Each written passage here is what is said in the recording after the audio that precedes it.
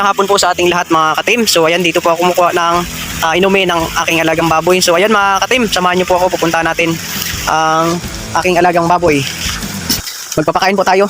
So pinapakain po natin itong ating alagang baboy mga katim. Siyempre sa umaga, alas 6 ng umaga, din sa tanghali naman po ay alas 12 ng tanghali. Then the afternoon, din sa hapon naman po ay alas 6 din po ng hapon. So ayan po mga katim, yung ating alagang baboy. So bali po ang bili ko nito ay 5,400 po, bali 2 weeks pa lang po ito siya mga katim. So ayan po yung tubig. At dito ko lang nilalagay yung tubig. At sisip-sipin niya po yan dyan.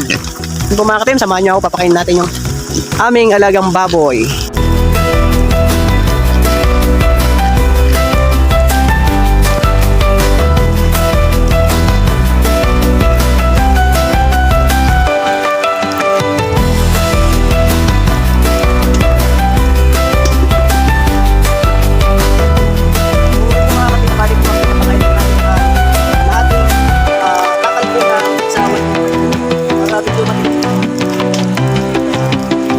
Bali hanggang dito po yung ating pakain ng nilalagay po. So, natanggalin natin yung pakain ng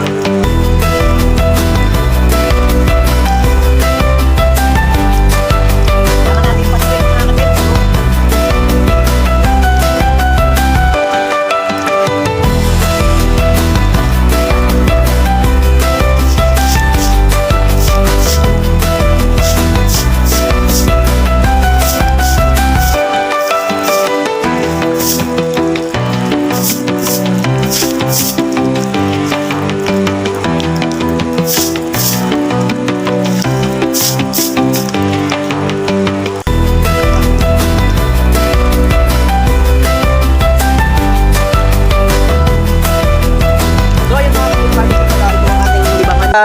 Umaga, tanghali, hapon po mga katim ay nagpapakain po tayo ng baboy.